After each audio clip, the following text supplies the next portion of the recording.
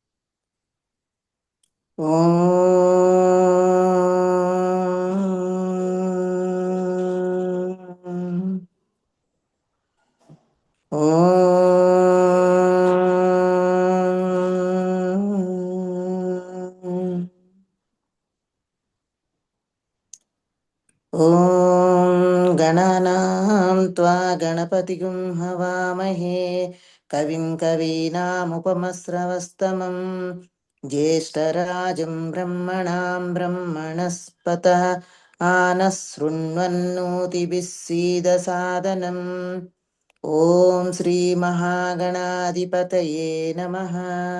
ॐ प्रणो देवी सरस्वती वाजेभिर्वाजिनीवती धीनामवित्र्यवतु।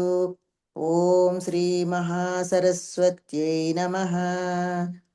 गुरुरेव गतिः गुरुमेव भजे गुरुणैव सहास्मि नमो गुरवे न गुरोः परमं शिशुरस्मि गुरोः मतिरस्मि गुरो मां पाहि गुरो।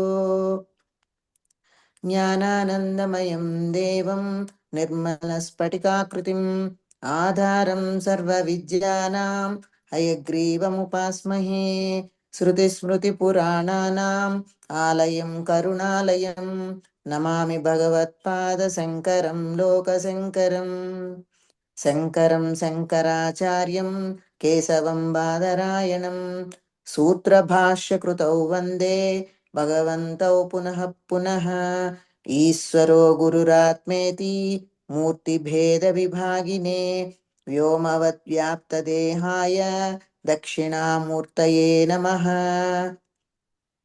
असतो मा सद्गमय तमसो मा ज्योतिर्गमय मृत्योर्मा अमृतं गमय ॐ शान्तिः शान्तिः शान्तिः ॐ मातृदेवो भव पितृदेवो भव आचार्यदेवो भव अतिथिदेवो भव ॐ सहना भवतु सहनौ भुनक्तु सह वीर्यं करवावहै तेजस्विनावधीतमस्तु मा विद्विषावहै ॐ शान्तिः शान्तिः शान्तिः हरिः ॐ श्रीगुरुभ्यो नमः हरिः ॐ Hari Om Sri Gurubhyo Namaha. Thank you, Padmaji Garu. Thank you very much. Now I request Colonel Amarendra Babu Garu to introduce the speaker of the day. Okay, ధన్యవాదములండి చాలా చిట్టిబాబు గారు. Thank you so much for giving me an opportunity to introduce our beloved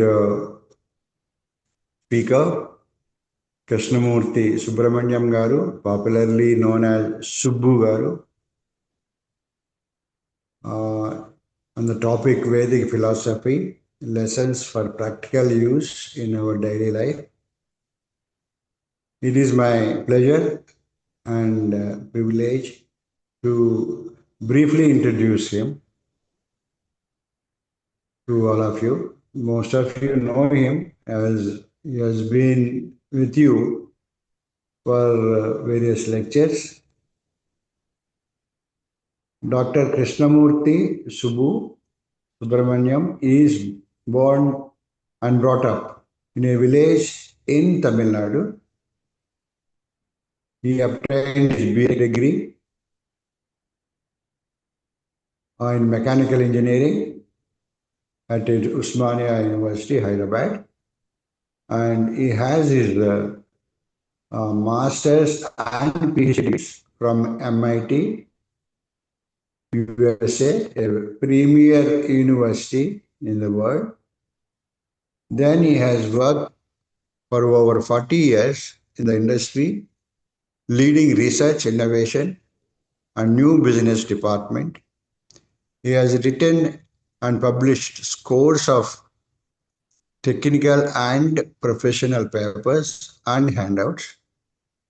He is an invited speaker across the globe, and he has helped establish application technology centers in many places in the world, including USA, Germany, India, China, Brazil, Japan, and many more.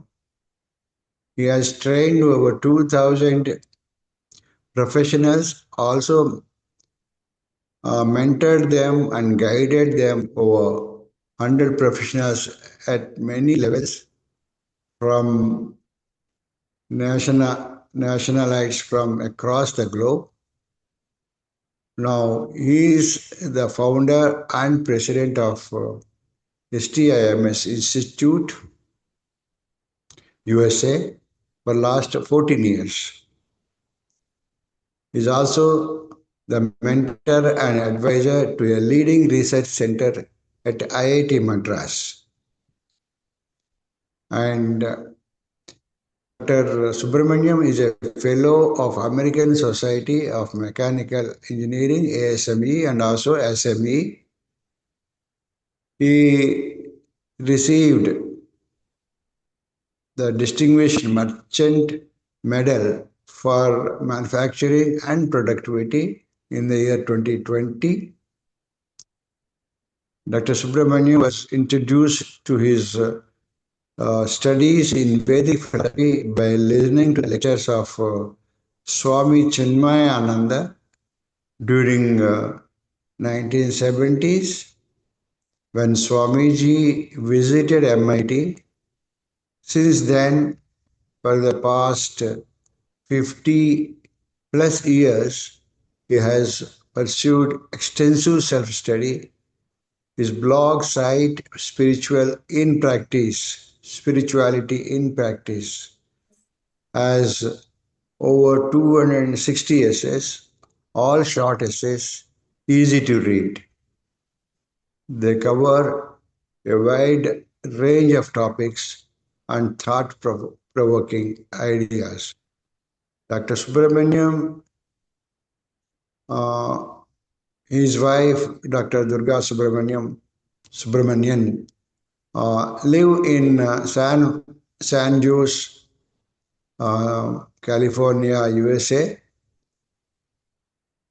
They live near their son Ganesh, his wife Jessica, and grandsons Asha and Neeraj, also living in the Bay Area.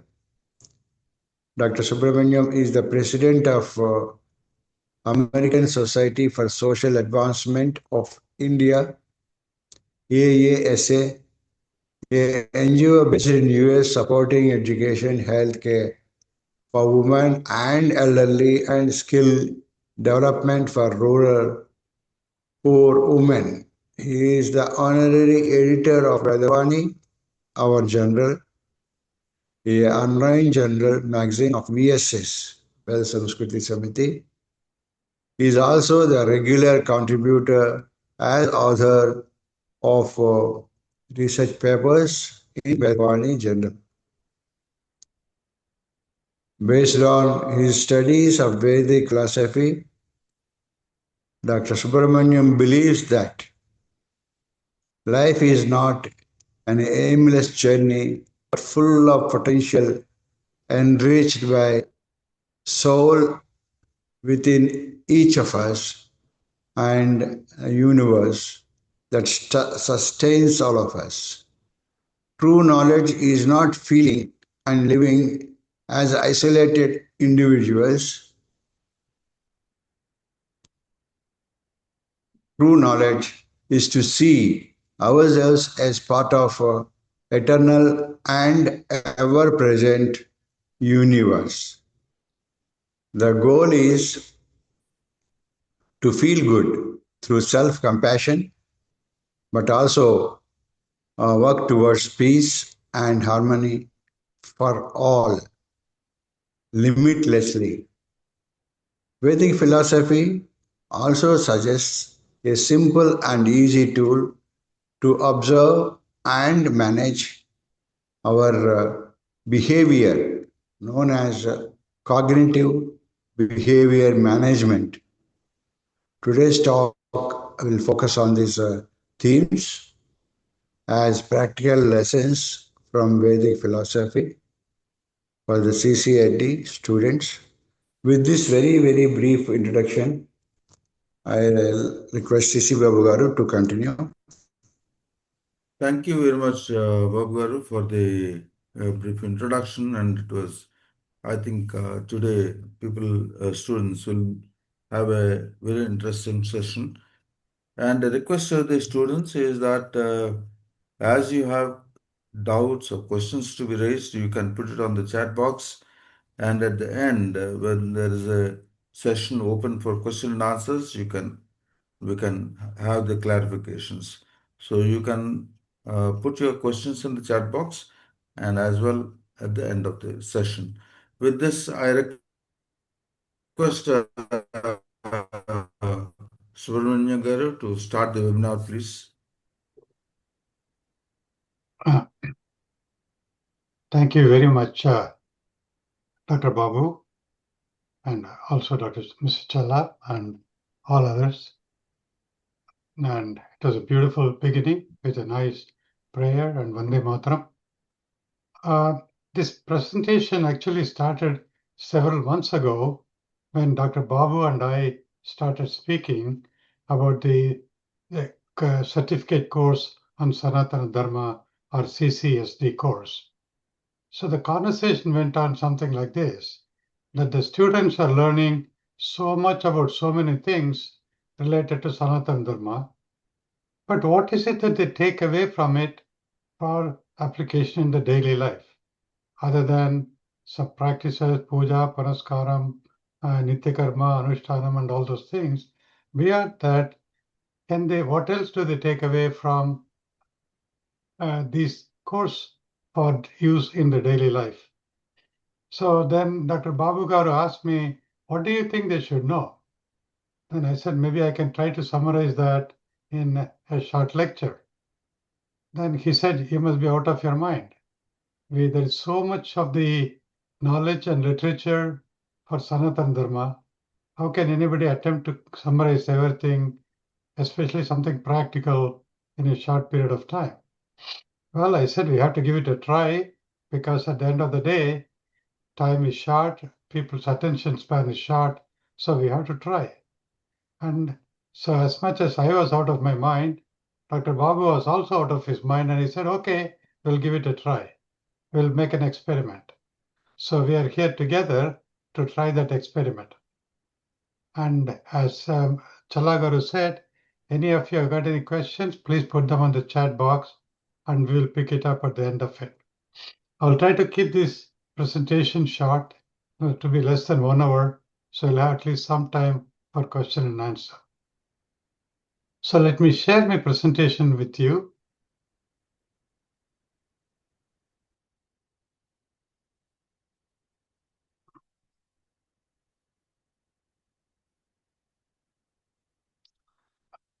Oh, I'm almost at the end of the presentation, so I should go to the beginning.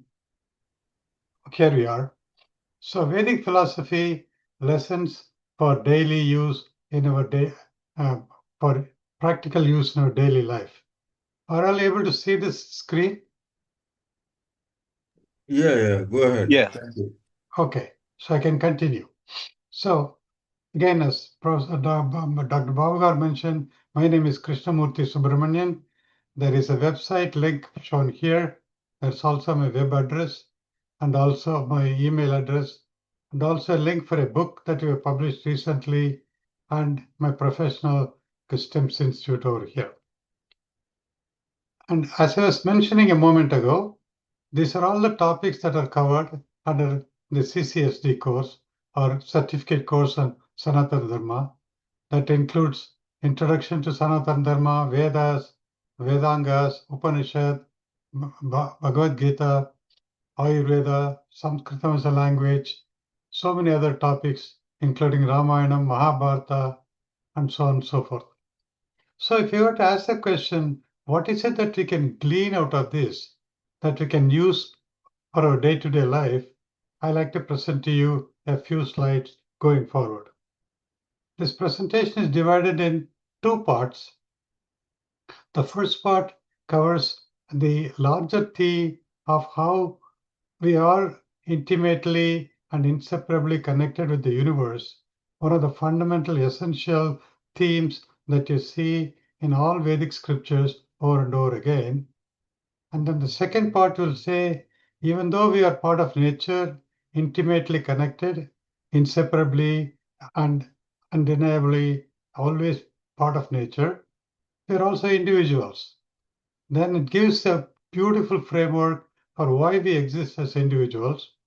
And then Vedic philosophy says these are like 2 sides of a coin.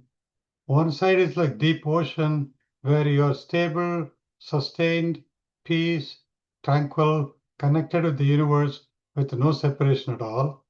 And the other is this like the surface waves, which are constantly changing, like our emotions, our feelings, our thoughts, and we have to manage that. And just like the ocean waves and the deep ocean cannot be separated, our existence as individuals and our existence as part of the universe cannot be separated.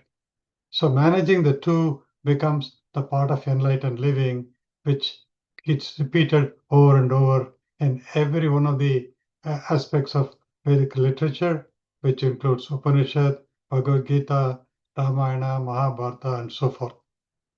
So, first question one can ask is, proper learning and in-depth of this Vedic philosophy and its meaning should help us to address the following questions. Who am I? What is this world? How do I belong here? It's a very natural question for anyone. The answer is, I am one and the same. I am intimately and inseparably part of nature. You got to call it Brahman, and you say, I am Brahma, Aham Brahmasmi, enabler of all that exists. Then we have to really understand what is Brahman is. It can be very abstract and very confusing, or it can be very simple depending upon our in-depth understanding of the very term Brahman itself. So we can think of Brahman as the one universal and common across all through trust, faith, and surrender to Brahman, seen as God, Bhagavan, or Ishvara. We become one and the same with everyone and everything. So what is this trust, faith, and surrender? We'll talk about it a little bit more. This faith, trust, and surrender cannot be imposed on you. It's a form of in any form of dogma, in any form of ritual, in any form of practice. That's the brilliance of Vedic philosophy. It comes only through self-realization. That is, then the question is, can I truly feel the faith, trust, and surrender as an inherent part of me? And I'll give you a few examples to show that we are living in a world of faith, trust, and surrender all the time. So this is the first part of our presentation. If it is true, then the question is, am I the same or different from others? Now, if you say I'm different from others as an individual, which also we have to acknowledge, because at the end of the day, my name, my parents, my family, my education is completely different from every one of you. So in that sense, Vedic philosophy does not offer a blind trust or faith to believe that we're all the same in an irrational manner. But that's a rational, logical reasoning why we're different. And the rational, logical reason why we're all the same, and looking at both of them and staying connected with each of them, like the deep ocean and that on the surface waves, is truly an interesting and valuable and practical lesson we can learn from Vedic philosophy. So first we ask a question, who am I? How do I belong here? Vedic philosophy is universe exists as the enabler and the enabled. As I mentioned to you, the analogy is the waves and the deep ocean. This is explained through the grand pronouncements in Vedic philosophy. That is, I am Atma Brahma. This self is Brahman. Tattvamasi, you are Brahman, or I am Brahman, Aham Brahmasmi. And we also, as the human beings, we are aware of that, and hence we have a consciousness, Prajnanam, and hence Prajnanam Brahma.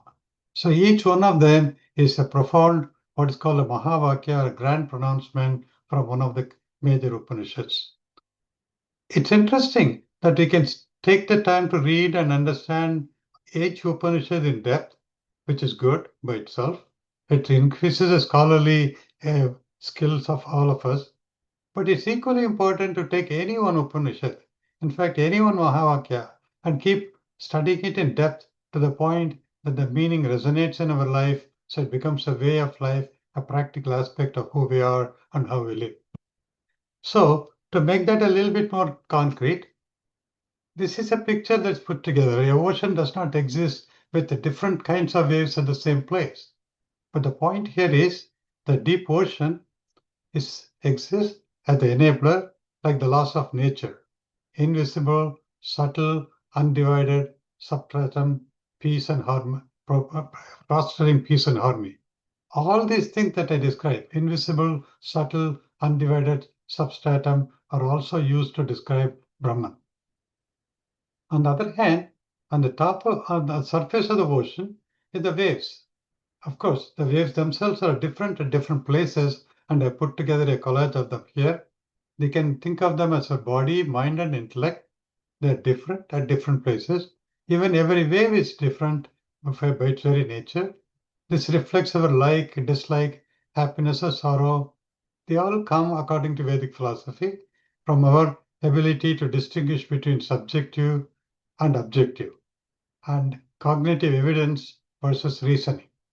So this is one side of the coin of waves of various nature, the individuality that we experience as human beings, and the Brahman or the substratum that enables that individuality to exist. So this is the enabler and the enabled. So universe exists as the enabler and the enabled, like the deep ocean and the waves on the surface. Now, if we can also look at it from a simpler language, because we know about the Panchakosha that I'm sure many of you have studied in one of the classes to the CCSD course. So if I say Brahman is everything, the nature, that enabler of everything, then in the beginning, we are all made of material objects. Our blood, our muscles, our bone, our whatever the part we think of are material objects, just like the clay, the stone, the glass that we see on the earth, on the universe. So we are material objects, which Vedic philosophy calls as Annamaya. Then we are also living beings, enabled by our breathing, digestion, all the life processes, which are also enabled by force of nature. And we call that pranamaya. Now, plants and animals are also part of pranamaya. Now, what happens is, beyond that, enabled by our human mind and its ability to think and feel the emotions, we also get into a state of manomaya, where we feel the emotions, which Vedic philosophy describes in three channels as tranquility, turbulence, or inertia, or satvikam, rajasam, and tamasam. Now, even beyond that, when those emotions are looked at in some detail, I won't go into details in this particular picture, but I'll be happy to share with you links to describe more on that. In other words, if we externalize whatever our emotions are and become objective and look at it in a non-attached manner, we begin to understand these emotions are essentially product of our knowledge, bias, and ignorance. More the knowledge, we are tranquil. More the bias, we are turbulent. More our ignorance, we are inertial. How do you look at it? How do you reflect upon it? How to come to terms with it is all part of our ability to manage our mind, and it's called yoga or union with the self or self-reflection. So we can think of ourselves as part of nature, like in the previous slide, where we are intimately connected with nature, the deep ocean, even though we exist as surface waves of different shapes, sizes, and so forth. We can also think of ourselves as existing in four layers of material objects, living beings, emotional person, or analytical reasoning-centered person, but all of them enabled by force of nature, infinite, eternal, omnipresent, collectively known as Brahman. Now, to be able to see ourselves as part of this enabler, the Brahman, creates a certain sense of awe and joy, certain sense of peace and contentment, and that described as Anandamaya, or the state of bliss.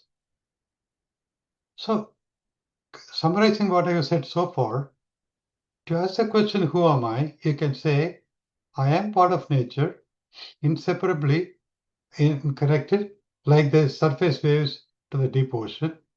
Or you can say, I am part of nature through my four portals of material object, as a material object, as a living being, as an emotional person, or as an analytical or reasoning-centered person.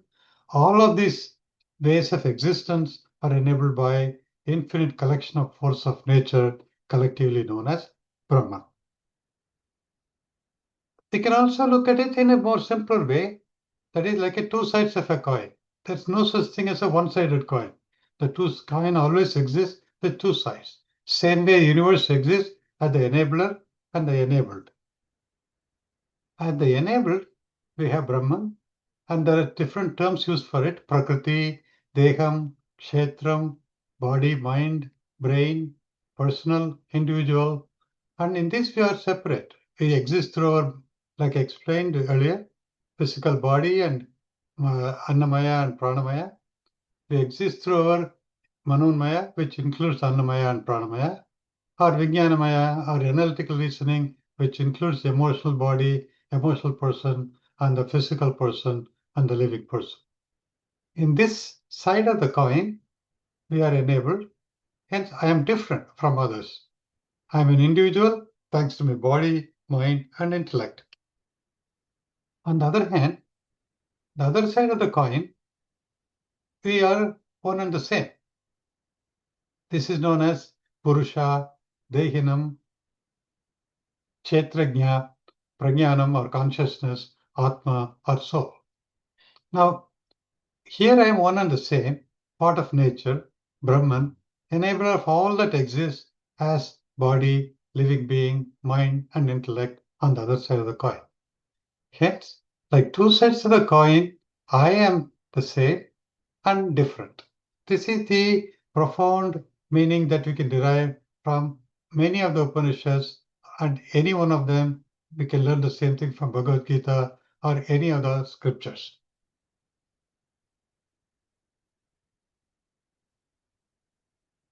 Now you can say, how do I live the same and not different from others?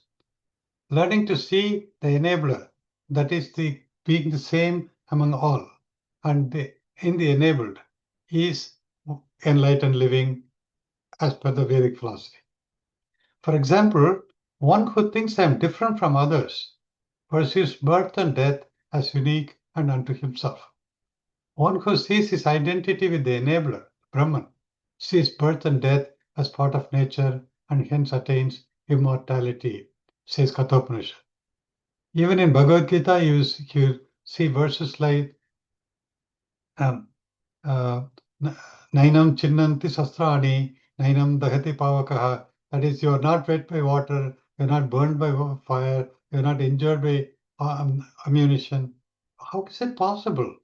It is possible if we are able to see our connection to the infinite, eternal, omnipresent force of nature or the Brahman, that which enables everything else to exist. Now, here is a simple way of looking at it from a practical point of view. Here is a crowd of people looking at some participating in some event. Now, I could be any one of them, right? Because at the end of the day, they have two eyes, legs, heart, muscle, brain, family, children, job, issues, emotions, all the things that every one of them, they have the same, I have the two. So conditioned by our mind and thinking, we believe that we are different from others. And Vedic philosophy says that the way you begin to see the universality of ourselves with everything else is by managing the mind. We will talk about that in the second part of our presentation today. So, through faith, trust, and surrender, because if you really, in order to see that whole crowd of people are no different than I must have a certain degree of faith, certain degree of trust, and certain surrender to the thought that there's no difference. This faith, trust, and surrender in everyone and everything is inherently the same and inseparable part of nature, Bhagwan or Bhagavan, is how I become the same and not different from others. And that is called spirituality. We become one with nature. In fact, spirituality, in my opinion, seems to be a very simple word to understand. When I say reality, what does it mean? Anything that's real, anything that's not imaginary. So this paper is real because I know it is, or my body is real. In that sense, reality, I know what it is. Similarly, if I say spirituality, I have to know what a spirit is. Spirit is the driving force. For example, if you say, Chalagaru is the spirit of this party, what do we mean? As soon as he comes to the party, people begin to interact with each other. They're happy, they're comfortable, he's accommodating everyone. His hospitality is so good that everyone become effervescent, joyful. So he's the spirit of the party. He's the enabler of the good feeling and the party mood in the group. So spirit is that which enables anything to exist or to become live and real. So if we say then Brahman or the force of nature is the one that enables everything, then to be connected with that which is inseparably as the frame of mind when our faith, trust, and surrender shifts from the driven, the physical or tangible aspects, to the driver, the nature, Brahman, the spirit, is spirituality. And is it possible to have faith, trust, and surrender in something that enables everything? It is, provided we are able to condition our mind. But other than that, faith, trust, and surrender are very natural for us. For example, when we start driving a car, we have faith in the car. We believe it will drive properly, the engine is not going to explode, the brakes are going to work, steering wheel is going to work properly. We have faith somebody checked it and it all works properly. There is gasoline in the tank. So we have faith inherent in us because we are used to thinking of that from the relative to the car. Similarly, we also send a child in a school bus. In addition to faith, we also have trust because we trust the bus, we trust the driver, and we take this respect and trust the system. Okay, what happens when I'm flying in a plane? A pilot I have never seen, I never know before, never will know after my journey, and the plane starts going up and down due to air turbulence. So I surrender. I surrender to the capacity and skill of the driver and the plane and the whole scenario. And then at the end of the day, the force of nature that will hold the plane up and safe until I land. In other words, faith, trust, and surrender, which we ask for as part of bhakti, is nothing unusual or abnormal or to be acquired. It is something that comes to us naturally by reflecting upon who we are, how we exist. Now, if we reflect upon who we are and how we exist, as material objects as part of nature, as living persons as part of nature, as emotional beings as part of nature, and as the reasoning centered analytical persons as nature of nature, then spirituality becomes a second nature to us. Now, I like to go through a few more topics in Vedic philosophy and bring them to real practical meaning. So these are larger concepts. Then we will go into the specific issue of how do I manage my mind to manage my individuality and slowly shift ourselves from being individual to see ourselves as part of the universe. Now, we talk about the four ashramas, stages of life, brahmacharyam, grihastham, vanaprastham, and sannyasam. We think of it as four stages of life, beginning childhood to the end of life. Perhaps it's also possible to think of these four stages as four stages in any activity. In other words, I learn about something, I engage in that activity, then I delegate it, then I withdraw from it and move on to another activity. But remember, in order to do that, I should have objectivity and non-attachment. If I do that, then we learn, we engage, we delegate, we renunciate. Renunciation is liberation, non-attachment to live with peace and harmony within and with all that surrounds us. So the four ashrama that is talked about in Vedic literature could also be thought of as the four steps in any activity to live a life of peace and contentment. While actively engaged, we have to learn, we have to engage, we have to then give it up. At some point, when we give up, we don't suspect or we only partially give up. Most of the time, our retirement becomes very difficult simply because we don't want to give up, or we are afraid that somebody else will not be able to do the right way what we thought we were doing. But if you're truly objective and unattached, delegation becomes natural. If delegation becomes natural, renunciation becomes even more natural, and then liberation could be here and now as opposed to only something to be achieved after life. Same thing can be thought of for the four pillars of life: dharma, artha, kama, moksha. Now, dharma means the right way of doing things. Artha means. Kama does not only necessarily mean the sensual, any kind of attachment. And one cannot exist without attachment. Even a seed has got the kama to become grown into a plant. Animals have attachment to grow and fend for themselves and take care of the children. And so karma is a very natural aspect of existence in the universe. Dharma is the right way of doing. What is the right way of doing it? That's a beautiful essay in Vedavani, one of the previous issues, that talks about Dharma as a way of living as if the nature exists. In other words, how does the nature will do? For example, if there is a pressure differential, the wind will blow. You don't have to wait for somebody to switch on turn on a switch. If the right conditions exist, the fire will burn objects. So that which burns the fire, that which enables the fire to burn, that which enables the wind to move, that enables the seed to grow, that enables the eyes to wink, that enables the ears to hear. All these things are described as Brahman. So in other words, the way the nature exists is, if we can do that, and it becomes natural to us, or it can become natural to us when we begin to see the force of nature prevailing in that situation and act according to that.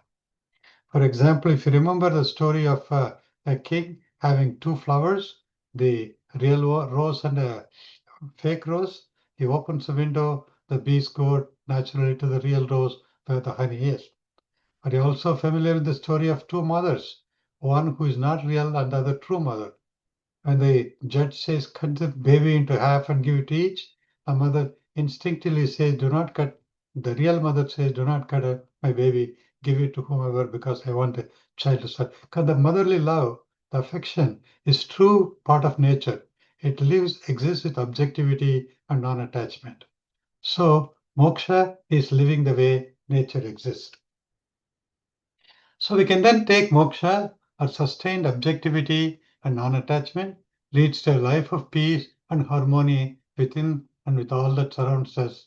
In that case, kama, artham, dharma, and moksha are become through three or four spheres of influence that in any activity, and what Vedic philosophy suggests is we could use that as a means, as a guideline to practice in order to be connected with the enabler and the enabled as a natural part of life. Now, I have to put a word of caution and a sense of humility that I bring into the discussion. Just because I'm saying all of these things does not mean I should expect myself or anyone to be in that state of mind, to be in union with nature all the time. We should try, and to the extent we do, we become better at our ability to live a life of peace and harmony. That's all our Vedic philosophy suggests and gives us as a tool. There is no such thing as a most beautiful person, as a most perfect, healthy person. We strive to be beautiful, we strive to be healthy. The one who is the best in any of these things, we respect them or regard them as God. That's why we say Yoga Ishvara. And then we say Yatra Yogeshwara Krishna, Yatra Partho Dharadharaha, Tatta Sri Vijaya Bodhi, Rvani Tirmati Mama. It is wherever there is someone with an effort to strive towards being as good as one can be in yoga, the process of non-attachment and objective manner of living, to see the enabler and the enabled at the same time and live in harmony with both. That is the Partha, the Arjuna. And when he's trying to do that with the blessings of the Yoga Ishvara, the ideal, then there are good benefits, such as all the things that's talked about in that verse. So to summarize this section of our presentation, we say even a simple, if anybody asks what is Sanatana Dharma, one single statement could be Tattvamasi. Everyone and everything is an integral part of the same universe. Everything is Brahman. Enabled by our mind as human beings, we are required to live our life of our identity different from others. To manage our mind, we need to manage our connectors, tranquility, turbulence, and inertia called guna, which results from our interplay of knowledge, bias, and ignorance. We shall go more into the details of this in the next half an hour. Our life is an integral part of nature or the universe at large, and our living as individuals, different from each other, are linked to each other inseparably. Liberation or moksha can be experienced here and now, and not differ for afterlife through objectivity and non-attachment. I've been speaking continuously without any break. I'll just give a few moments, like 10-15 seconds of pause. I'll let you reflect upon what we discussed so far, then we go to the second section. Is it okay with everyone? Yes. Yeah, please. It's okay.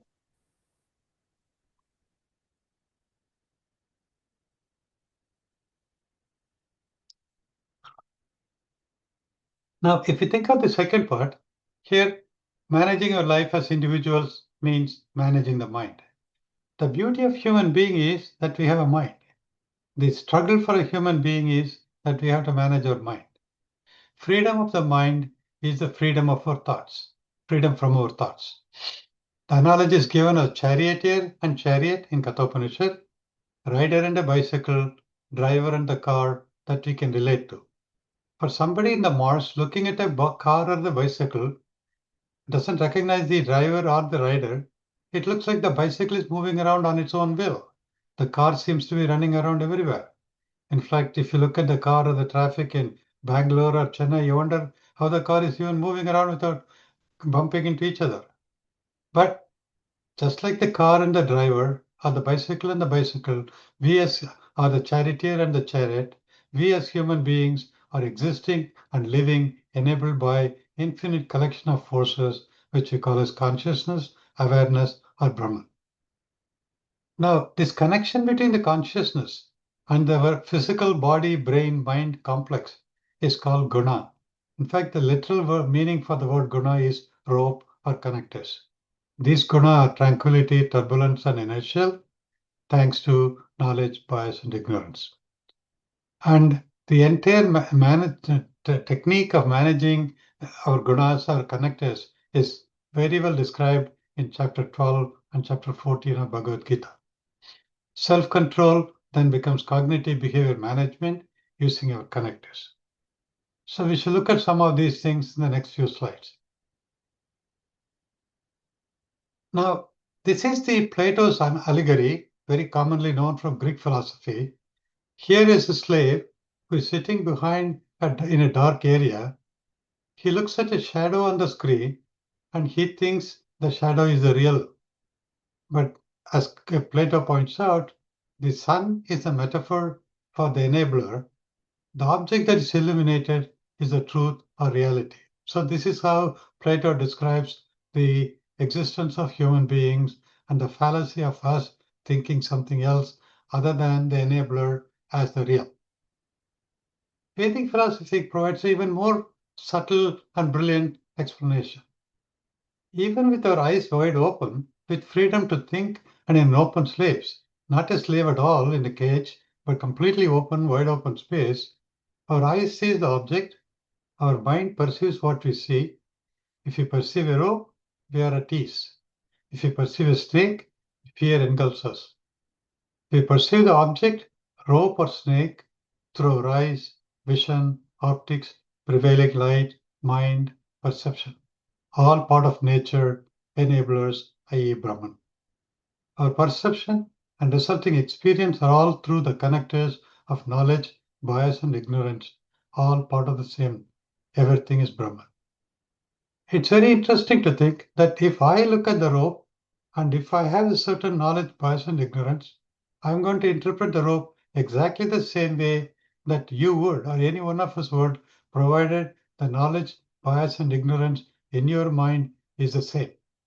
In other words, don't try to change other people's mind and don't try to argue with others because of what they think or what they say, but try to understand the prevailing knowledge, bias, and ignorance.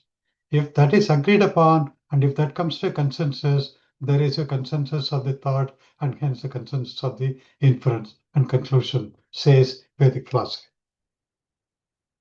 Adi Shankara, it is reported, before he entered the debate with the Mandala Mishra, he opened the cage on the front of the house and the bird would not fly away. And he said, you're like a human being. Your mind is not a cage. And then he said, conditioned by your mind, even though you have the freedom to fly out of this cage, to soar high and fly to wide open space, you will not leave that because your mind is conditioned to think that you're required to stay in the cage. So Plato's allegory says your mind is not a slave, whereas Vedic philosophy says your mind is not a caged bird. Your freedom is wide open. You're free to soar high and fly far away. So Question then is, freedom from our thoughts comes from managing our mind. Now, where does the freedom come from, or where does the connections come from? We are life, matter, mind, and the connectors called guna. So we already said there are two sides of the coin. One side is the enabler, the Brahman, universal consciousness, or individually as consciousness, awareness. In fact, I would like to argue that if we begin to think that we're inseparably connected with universe as a whole, which is true through our Annamaya, Pranamaya, Manomaya, and Vijnanamaya, then the very notion of consciousness is something conceived only to separate us from nature. The soul, Atman, or individuality in this side of the coin is conceived only to accommodate our difficulties of dealing with the us being as part of the universe or the nature. But anyway, that's a point of our argument or debate another time. But right now, if you think about it, we have the enabler, driver, connected to the universe through Brahman or enabled by Brahman. And the other side is a whole bunch of connectors, links through our matter as material body, through mind, and through as an emotional person, as an intellectual person. In fact, connection of the matter to the laws of nature and the consciousness of Brahman is what you all study as material science. The mind and its emotions all we study through psychology, philosophy, and so on and so forth. And through intellect, reasoning is all everyone tries to do through higher levels of education in any field of subject. But every one of them is connected through knowledge, bias, and ignorance. And chapter 14 of Bhagavad Gita says, when the knowledge is dominant, they are tranquil. When the bias is dominant, they are turbulent. When ignorance is dominant, they are inertial. So the two sides of the coin are, it's brilliant to think how Vedic philosophy has simplified it. Externally, Vedic philosophy, Western philosophy, through philosophers like Descartes says, I think, therefore I am. Whereas Vedic philosophy says, I am, therefore I think. Now, the two are not at odds with each other because it's like deep ocean and the waves on the surface both coexist. So I am and I think. And therefore, I am on both sides of the coin. And understanding that is really managing the individuality while acknowledging our universal existence. Now, what is tranquility, turbulence, and inertia? This is from chapter 14 of Bhagavad Gita. I've used three cones to kind of make a schematic of representing tranquility, turbulence, and inertia condition. Tranquility brings with it happiness and contentment. Through higher level of knowledge, tranquility adds clarity and illumination. It leads to fitness and right attitude, creates meaningful connection with the person and the world around. In fact, chapter 14 gives so much explanation of tranquility, how it can be perceived before an event, during an event, or after an event. And before, during a crisis, or during or after effects, each one of them are described very elegantly in chapter 14. Same is true is turbulence is rooted in bias, and inertia is outcome of ignorance. Just to quote two very important verses from chapter 14, Sattvam Rajastama iti gunaha prakriti sambhavaha nibuddhanti mahabaho dehe dehinam avyayam. The two important phrases here are prakriti sambhavaha, this knowledge, bias, and ignorance, and through which our consciousness gets connected to the external. Dehe dehinam, the inner person gets connected to the external, is a very important thing to keep in mind. It is wrong to think that anyone can be at any time free of gunas and free of experiences. It is important to understand that they exist all the time. It is managing them is important because what free of gunas is the enabler, the consciousness, the force of nature. Similarly, Rajastama, the other one is Dehe Dehinam Abhyayam. It is eternal, incessant, from birth to death, or even through any existence of any matter, any object. These connectors are existing all the time. Rajas tamasyavi bhuya sattvam bhavati bharata, rajas sattvam tamasyaiva, tamas sattvam rajas tata. This talks about turbulence and inertial qualities subside, tranquility shines. Like I told earlier, when knowledge is dominant over bias and ignorance, tranquility is the evident outcome, and similarly, turbulence and inertia. Now, putting it a little bit more cartoon fashion, so if you got tranquility, you're calm, contented, happy, peaceful, turbulent, angry, volatile, happy, unhappy, dualities, and inertial, disillusion, lost without clue or direction. All the three exist all the time. And question then is, how do I know which one is dominant and why? We are tranquil in some, turbulent in others, inertial in some other aspects of life all the time. All our perceived experiences are the outcome of the dominance of one attribute over the other two. So instead of trying to argue with ourselves or with anyone else, or in fact, it's a very powerful tool even to do research, because the research outcomes come absolutely crystal clear, provided you're objective and unattached and look for the prevailing knowledge, prevailing bias, and prevailing ignorance, often known as signal to noise ratio. Another way of presenting the same would be cognitive engagement, cognitive behavior management. Here, what is important for cognitive behavior management is objectivity and non-attachment. What is objectivity and non-attachment?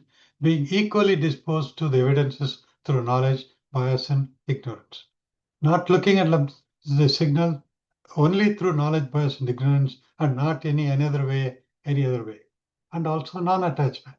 In fact, every scientist would know it's only objectivity and non-attachment leads the best signal out of an experiment. For a good scientist, there's no such thing as a bad data, or there's only data and it provides either knowledge, bias, or ignorance.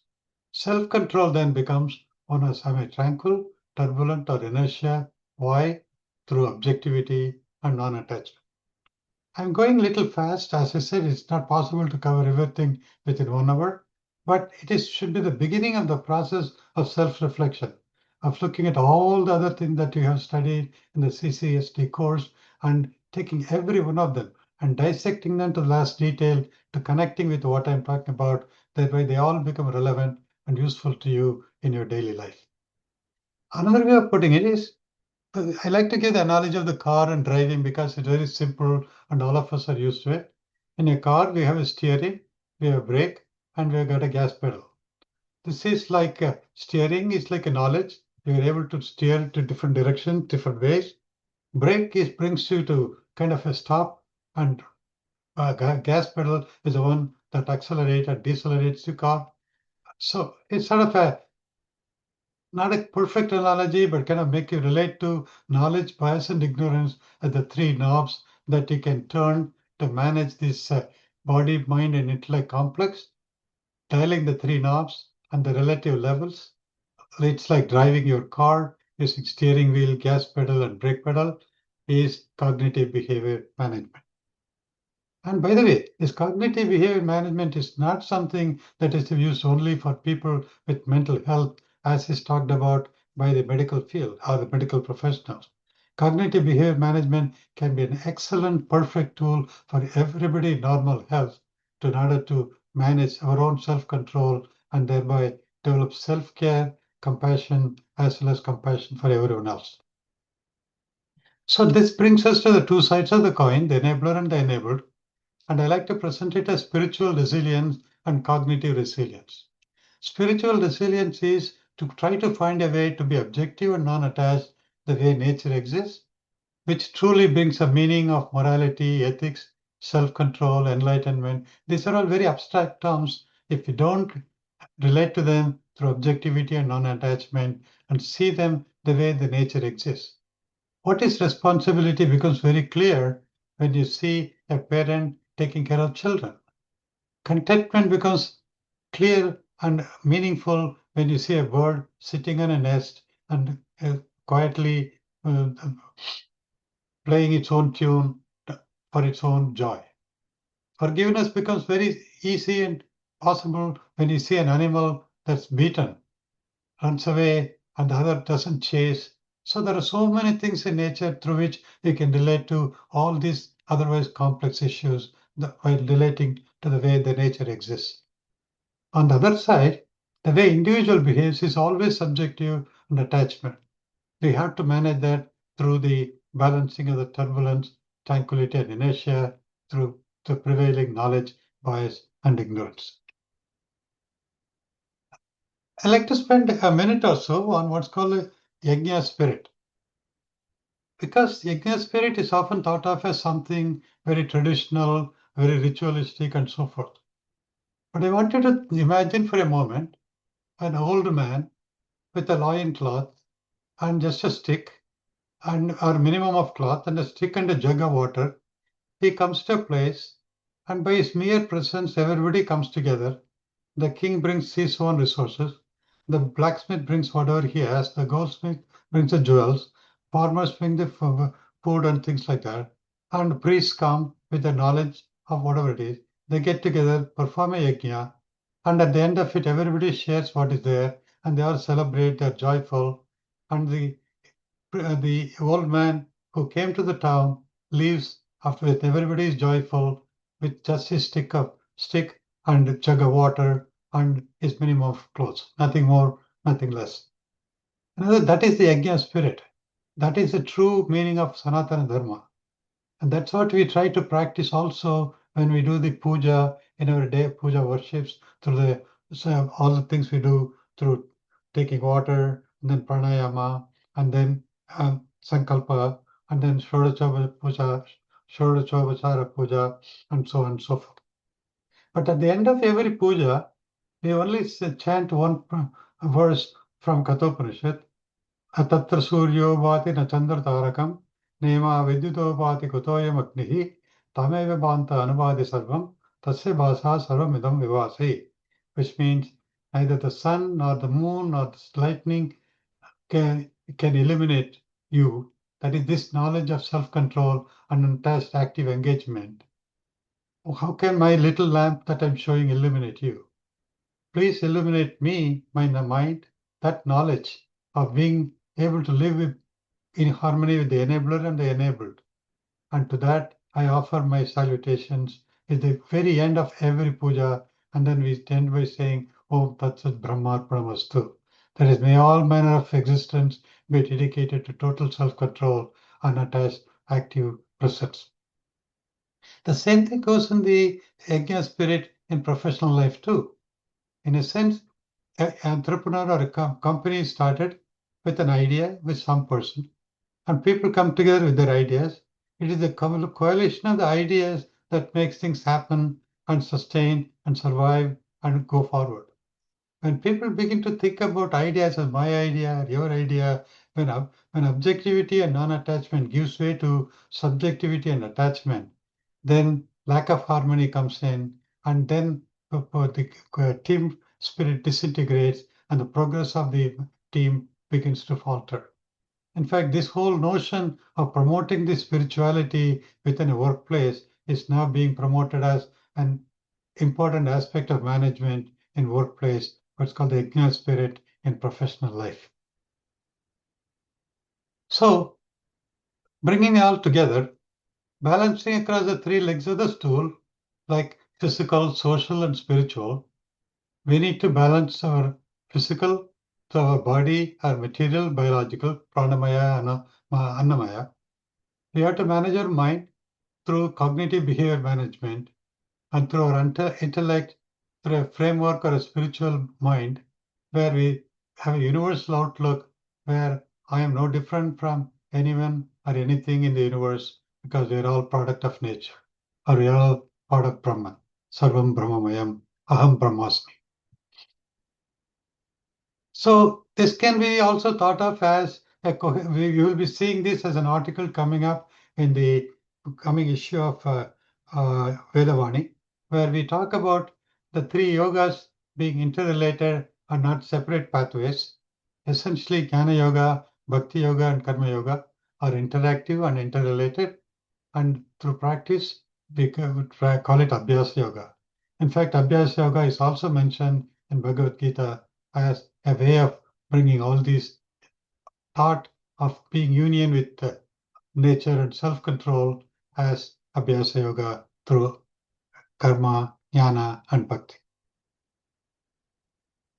So finally, to wrap up everything, human being can be thought of as a mind, brain, body complex.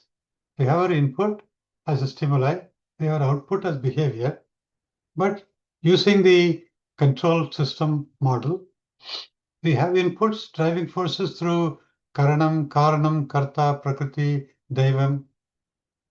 We have the tranquility, turbulence, inertia through which we behave.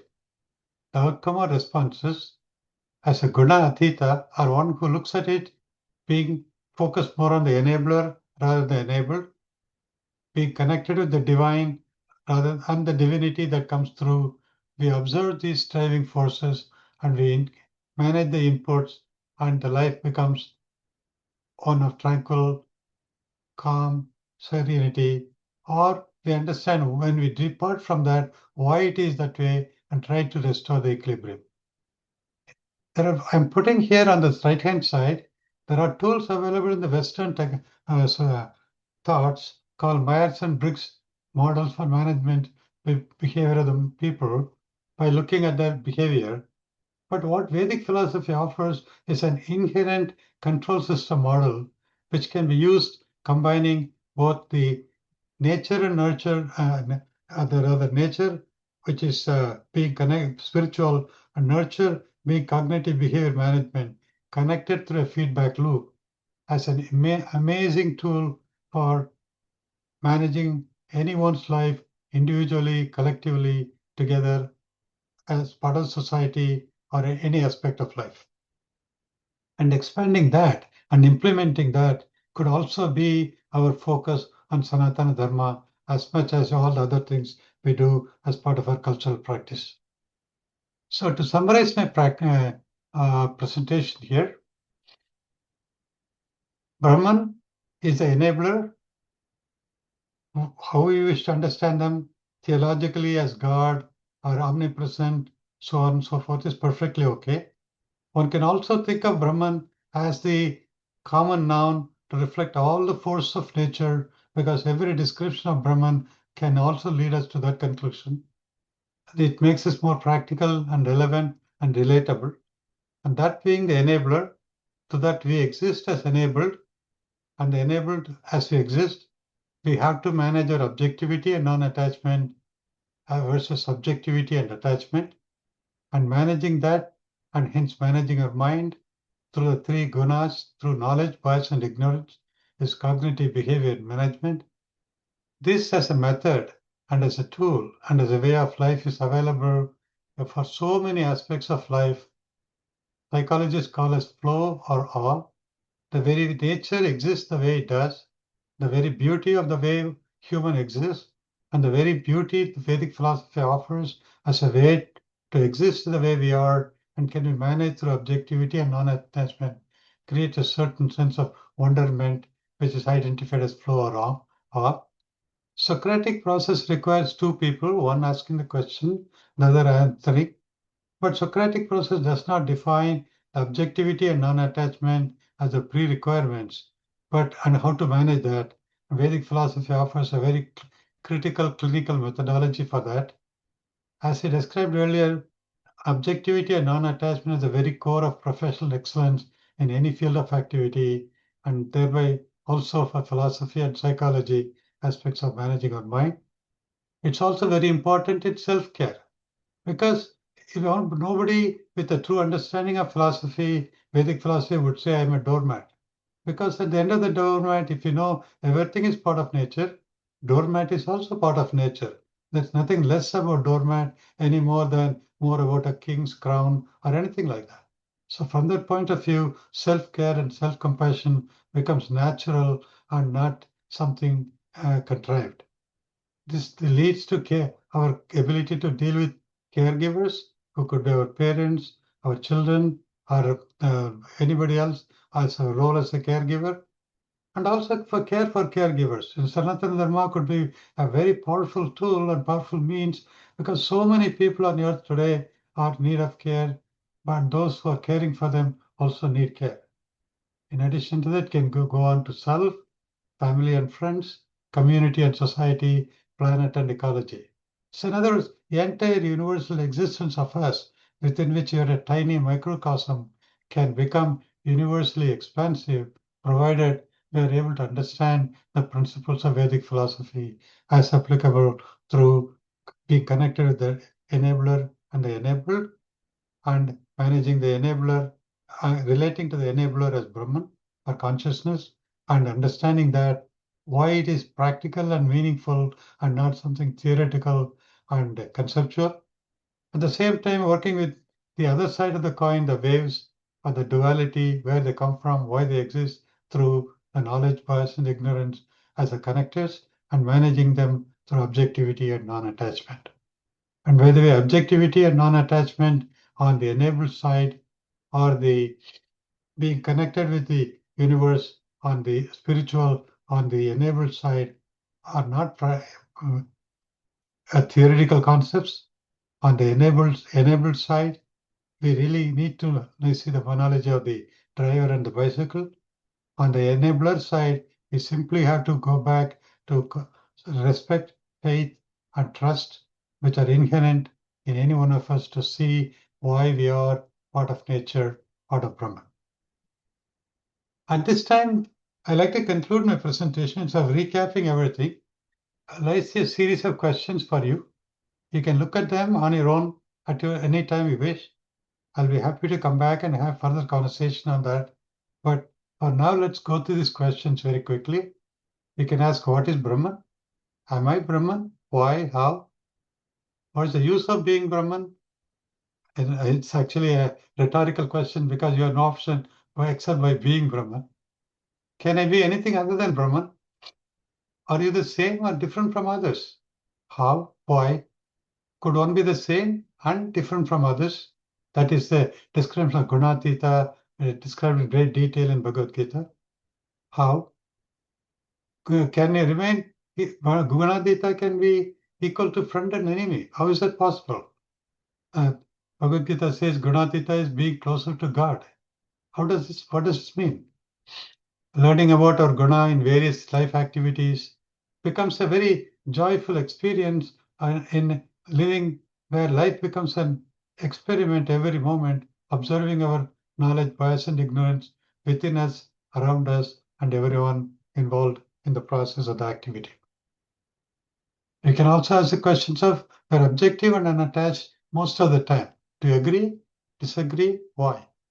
And I just went through what is Yajna spirit. But can you see the Yajna spirit in family life? You can see the Yajna spirit at work. Can you see Yajna spirit at entrepreneurship? Why do we have so many steps in our puja? The practical meaning. The syllable O and Brahman are said to be the same. Do you just have to accept it? Or is there a very practical way by which we can infer that meaning? By looking at the shape of the symbol O. Can you see the lighted lamp as a symbol for Vedic philosophy? Again, by looking at its components in a practical way. Can you understand Vedic philosophy from Chinmudra, we worship for Lord Shiva? Our experiences like air bubble in boiling water, we read in Vedic philosophy, our Vedic scriptures. What does this mean? Can you identify tranquility, turbulence, versus inertia? How are they connected with knowledge, bias, and ignorance? Can you see the driver and the car, a rider and the bicycle, as they relate to Brahman or soul versus universe and Deham? Bhagavad Gita says, "We are not wet by water, burnt by fire, injured by weapons." What does it all mean? So I leave you with all these questions to conclude by saying, Om Tat Sat Brahmarpanamastu. May all existence be dedicated to objectivity, non-attachment, and total self-control. Dhanyavada. Hari Om. Thank you very much, Subramanian garu. It's the power of mind that you have spoken out so detailedly, and also you have put the questions also at the end of the session for people to think about. Now I think it's people to digest whatever has been said today, and I hope now the floor is open for questions. So yeah, it's definitely yes. Padma Priya garu. Namaskaram. Yeah, Suresh garu. Yeah. Thank you so much for taking the time to synthesize the broader idea of the Brahman and then bringing it down to the more objective level. Very much appreciate. I've been a student of Vedanta as well over the last couple of decades, and I can resonate with a lot of the thought you've shared. I will try to frame an idea which has been on my mind for a while, and I want to see if I could get your perspective. In the context of two-sided coin, you mentioned one side being the Brahman and the other side being the individual. Oftentimes in our practical lives, we do not have the choice of switching between the two sides. We are Brahman and the individual at the same time concurrently. And we have the choice of one response to the world, right? We do not have an option to decide if the receiver of our response is acting from a perspective or an individual perspective. So we get dragged into samsara, because obviously every time I can say I'm acting like a Brahman. So how do we reconcile the notion? Because I am not a sannyasi or not a monk or a guru, so I can't keep saying I'm acting at a higher plane, so treat me from a higher plane. How do we reconcile that in practical world, in our daily lives, when we are engaging? We have choice of one response in a situation. What would be the appropriate response, knowing that we still will be dragged into samsara? I'm not sure if I understand the question completely, but I'll try to answer it and then you can come back to me if I don't address your question. See, this is a conundrum only for human beings because you've got a mind. And because we've got the mind, we have the ability to think. Because we have the ability to think, we are different from Brahman, are different from nature, and then we begin to have all these discussions. But everything else in nature exists on its own, including our body and our living existence. There is no question whether we are Brahman or not. We are. Because if you want to call Brahman as the collection of the universe of forces of nature enabling whatever exists, and thus, as you rightly said, we exist as Brahman, we are enabled by Brahman. There is no dichotomy. There are no two sides of the coin. The two sides of the coin come only because we have our ability to think. So it's both. That's why human being is considered the most, in some of the scriptures, they say it's the most blessing one can get to have this level, this life. But it would also say this is the most difficult thing one has to deal with, because without the mind, you will not be dealing with the two sides of the coin. I don't know if I'm answering your question. No, you are. And I fully appreciate where you're coming from. And I don't mean to drag this into a discussion, but I just want to reflect on it. Because when we talk about the two sides, we are a continuum, right? There is no such thing as switching between one and the other. We are one and the same. I am Brahman and I am the individual at the same time. Right? Correct. And I have Correct. a choice of response when I interact with the external world. And as I Correct. interact, I cannot control how the message will be received by the external world, because I can't say I'm talking to the Brahman in you or I'm talking to the individual in you. So being the case, I'm an ardent student of Vedanta.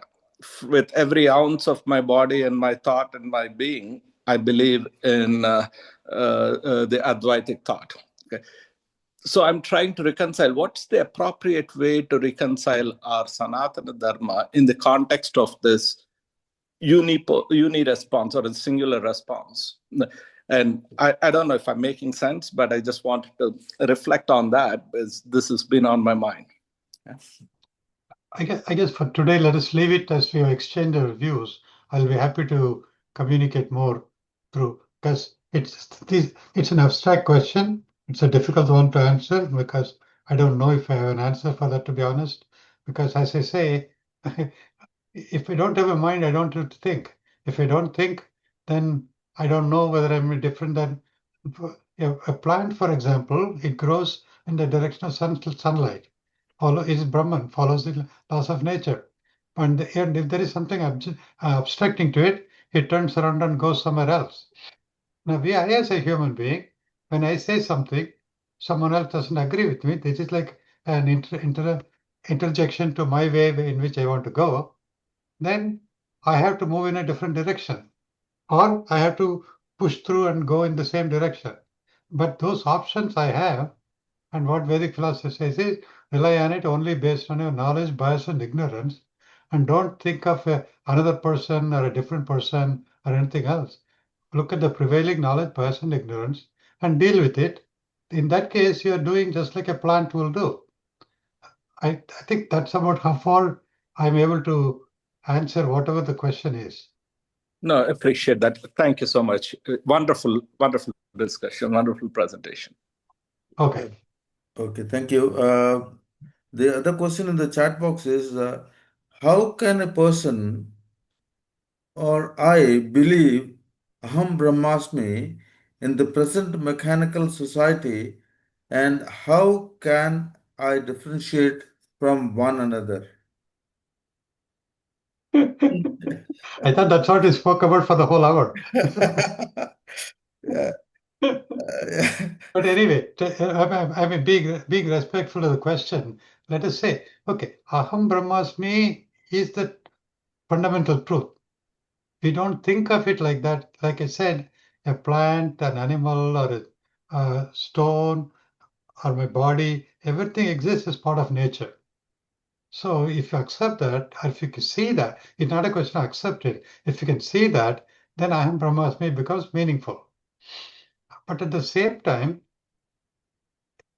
enabled by our mind, conditioned by our mind, we see ourselves as different. I am a name, I am a parent, even if though there may be a child who may never have seen the parents for whatever reason. God forbid the parents passed away before the child could even become aware of. Still, the child is willing to accept the notion of who that my parents are, or go through some genetic testing and find out who parents are, so on and so forth. In other words, as a human being, we have that ability to be different, to see ourselves as different, even though the difference itself is governed only by our knowledge, bias, and ignorance. So if you're able to see that, then the very notion of being different goes away, sublimates to the notion of all that exists is governed by knowledge, bias, and ignorance for human beings. For everything else, that knowledge, bias, and ignorance by itself may not exist because that is not a part of the force of nature that enables the rest of them to exist the way they are. Yeah, thank you. Hope the clarification is received. Now, Radha Agrawalji, you can ask your question. Good morning, sir. Yes, ma'am. My question is regarding the comparison you made between Indian response and Western response. Like you brought Socratic philosophy and Vedic philosophy with regard to this, with regard to this notion of dealing with the world, notion of me and the world. Well, I don't know if I made my point clear or created any ambiguity. No, the question is not clear. Radha Actually, Agrawalji. my question is regarding the comparison you made between Indian response and Western response towards this relationship between the world and me, or the cosmos and me. Like you gave example of Descartes, where he is saying, Okay, I think, therefore I am, whereas the Vedic philosophy says, I am, therefore I think, and these two are not same. Also, you At another place, you talked of Plato and Socratic responses. So I wanted to know that difference. Okay, I think my point is that there are subtle differences and unique aspects of Vedic philosophy, which we call under the umbrella of Sanatana Dharma, that we should start looking at it and explaining it to ourselves and to the rest of the world. That was my point. I just gave two examples. There may be scholars who may be able to see more, but not in a sense of competing, but augmenting what's already there with what more can be there. That would be my approach.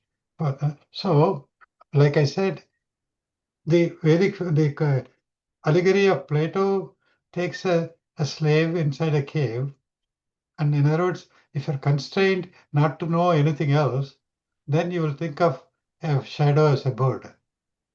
And what Vedic philosophy says is, it doesn't matter whether you're a slave or not, whether you're constrained or not. Your very notion of ignorance will make you may think that is a rope, or your bias may make you think it is a snake. But it's your knowledge that will make you to test the idea whether it's a rope or a snake, and there be your approach will be different depending upon your knowledge, bias, and ignorance.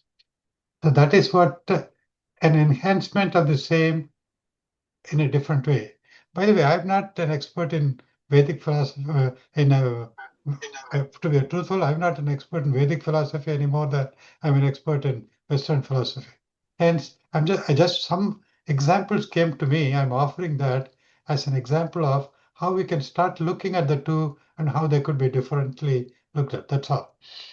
Same way, this individuality and collectivism is something very common.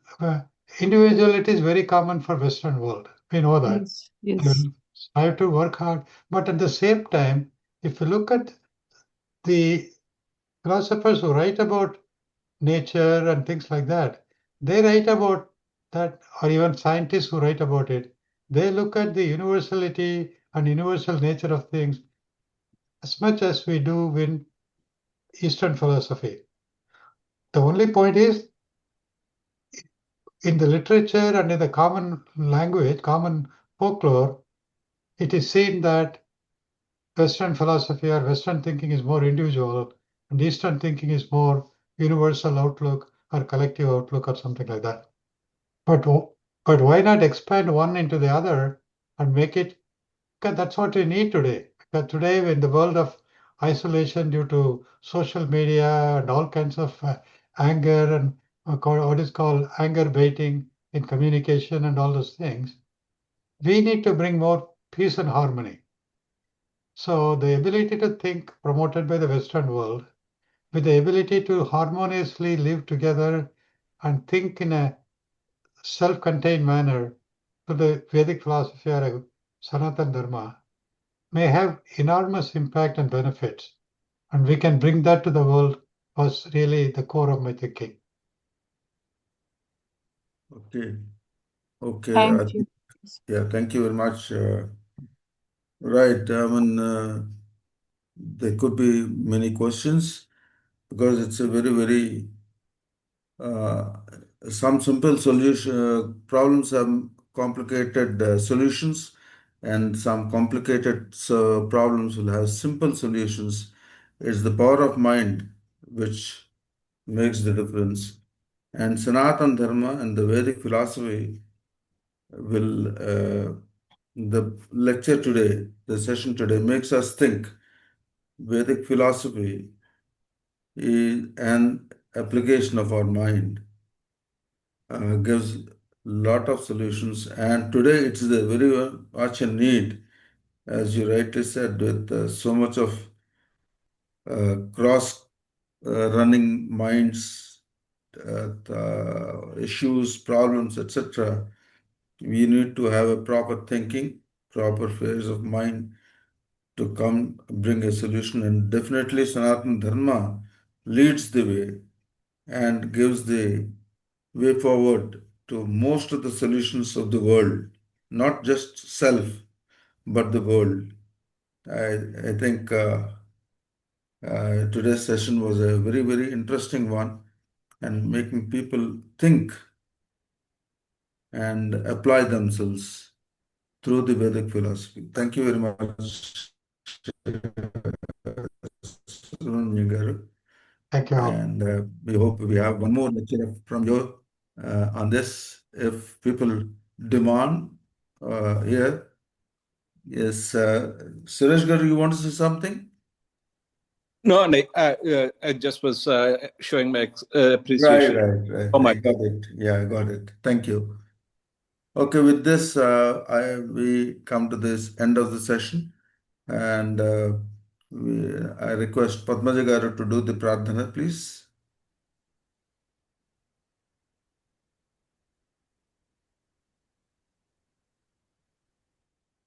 स्वस्ति प्रजाभ्यः परिपालयन्तां न्यायेन मार्गेण महीं महिषाः गोब्राह्मणेभ्यः शुभमस्तु नित्यं लोकाः समस्ताः सुखिनो भवन्तु काले वर्षतु पर्जन्यः पृथिवी सस्यश्यालिनी देशोऽयं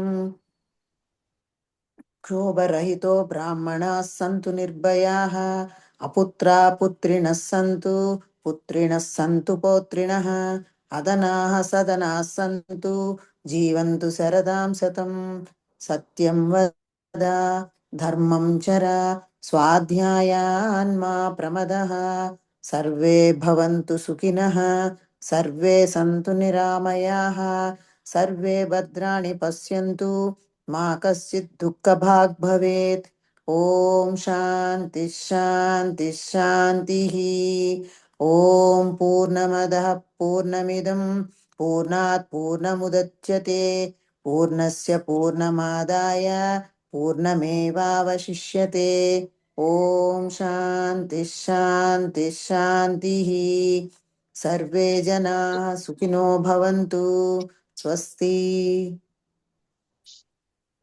Sarve Jana Sukhino Bhavantu Swasti. Dhanyawadalu Padmaja garu for the nice pradhana. We all raise for the national anthem, please.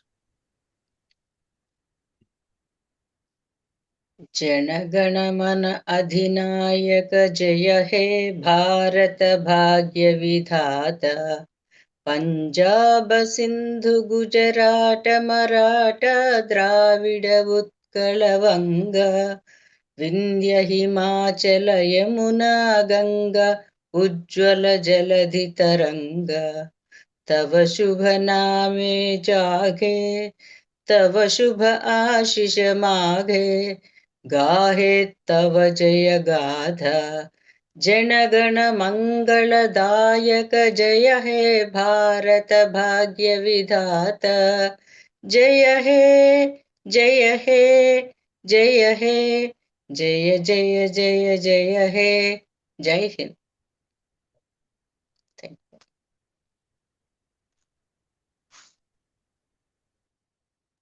Thank you, Leela garu. And yeah, I think we have come to the end of the session. In case anyone still has any question, you can put the question on the chat box, or you can, if Dr. Subbu garu permits, they can contact you directly on this very interesting subject. So can we give you a number, Subbu garu, for? Yeah, I think I can put it in the chat box. Yeah. I'll put my email address. Yeah, it's already there in the presentation on the video recording that has been done. Still, yeah. Right. So the email address is given in the chat box. Kindly note it down, and you can pose your questions on the subject, and I you'll also get put my back. blog site email Right. link. Right. Both are given. Both the web email address and the website address has been given. So you can note and then pose your questions. Thank you very much, Subramanian garu. With Thank you, sir. I Thank you, take a everyone. leave. Thank you for the opportunity. Yeah, thank you very much and Happy New Year and thank you. Okay, I close Hari this Om. session. Any Babu garu, you want to say something? Thank you, Chittibabu Garu. I just want to thank Subbu Garu on behalf of all students for sparing his time at a short notice. That I could tell him only on Saturday. So he took overtime and then prepared and kind enough to come and give us a knowledge transfer. Thank you so much. Subbu Garu, we look forward for more. Thank you so Thank you, much. sir. Bye. Thank you very much. Hari Om. Thank you and I close the session. Thank you very much. Have a nice day.